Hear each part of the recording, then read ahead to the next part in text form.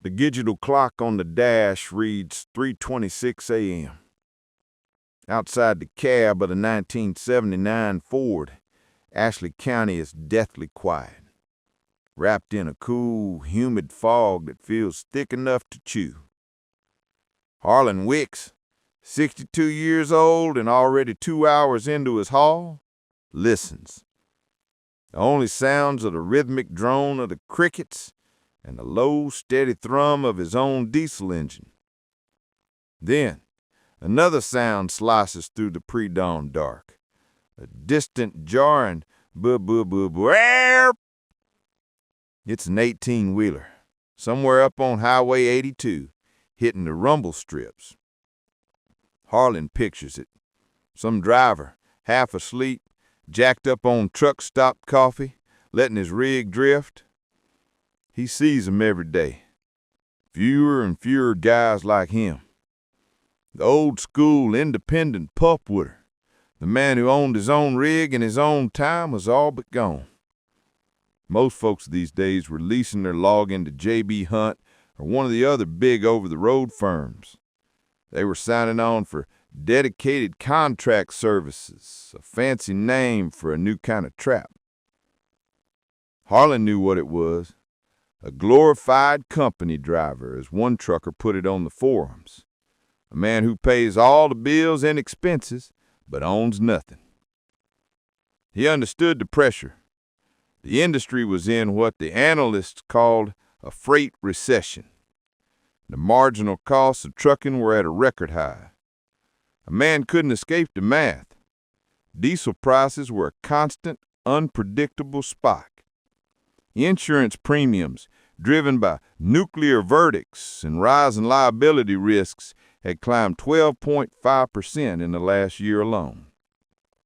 Truck and trailer payments had risen 8.3%. The unanticipated expenses were what finally broke most owner-operators. The big carriers like J.B. Hunt were offering a solution: guaranteed capacity, few discounts, and a promise to mitigate the risks of fleet management. It was a siren song for a man drowning in debt. But the Wickes family had hauled logs in this county for over 100 years.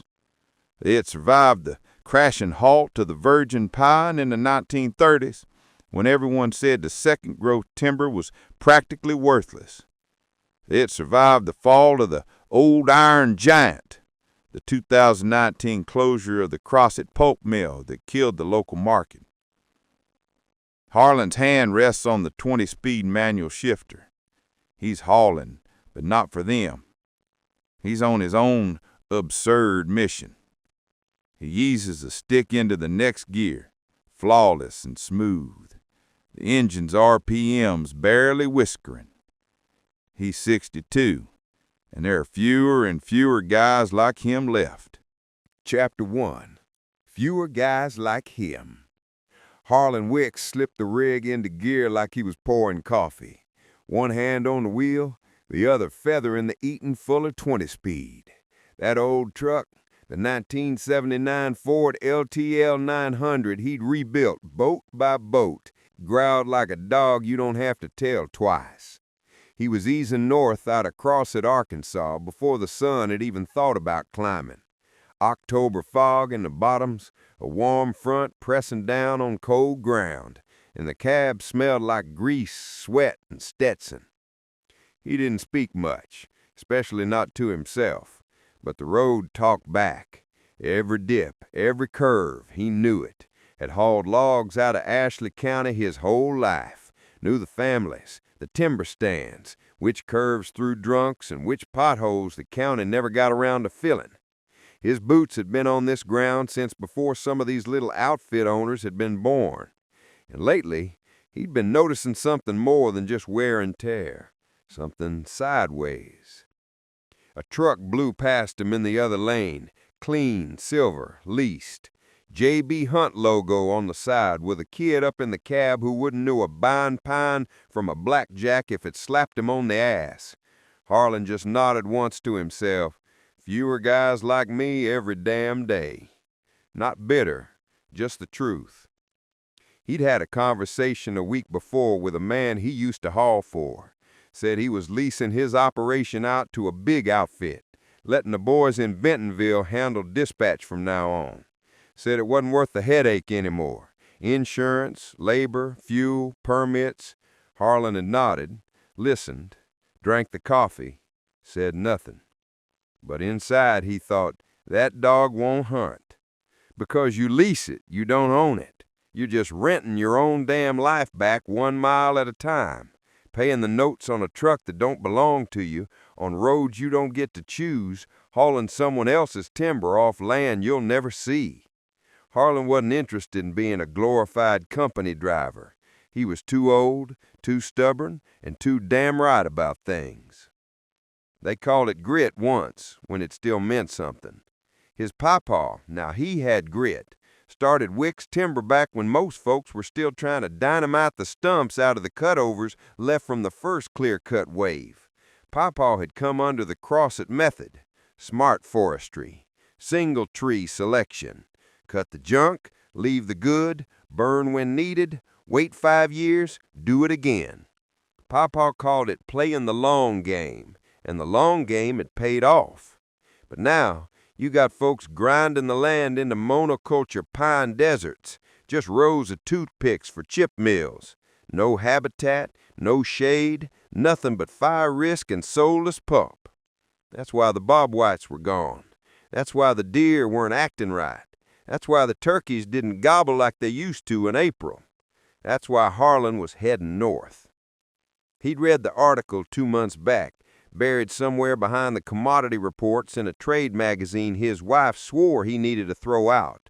Big liquor companies struggling to source white oak, bad acorn years, bad soil years, too much clear-cutting, and not enough time. Some bean counter quoted in the story had said white oak would be the new oil if the cooperage bottleneck kept up. Harlan had looked up from the article, out toward the grove behind his shop. 8 acres of mature white oak on Pawpaw's original plot, still standing, untouched. He knew right then somebody was going to need that wood. Might as well be him hauling it. 12 hours, Arkansas to Kentucky. Long trip for an old man in an older truck, but the machine was clean, inspected, and ready. New tires, replaced the air compressor, topped off the coolant, and checked every binder himself. The load was stacked like a legal pad, each white oak log measured, sealed, and strapped down with care. He'd drive it himself. No middleman, no brokers, no asking permission. He wasn't just selling timber. He was selling a damn story. Provenance. And wild turkey, hell, they could use it. Last he'd heard, they were flailing. No new story, drinking down across the board. Younger folks weren't buying into all the old romantic frontier stuff. Cowboys were out. Authenticity was in. They didn't want brand narratives. They wanted the real thing. And there weren't many real things left. The CB crackled once, static and silence. He barely touched the knob. Most of the airwaves were dead now. Used to be full of chatter, like Breaker 19, you got your ears on? Now it was political nonsense or drivers selling used tires out of Dayton. He kept the CB for emergencies, for comfort maybe. He preferred the quiet. Out here, nobody bothered you. Out here, nobody asked you if you had a marketing team, if you had a contract. He made his own contract. 1 man, 1 load of white oak, 1 truck he knew better than his own lungs. He wasn't even sure they'd let him through the gates at the distillery. He wasn't sure they'd take him seriously. But he was sure of one thing. They didn't have anybody else like him on the books. And in a world like this one, full of leased rigs, soft hands, and boardroom bullshit, that might just be his edge.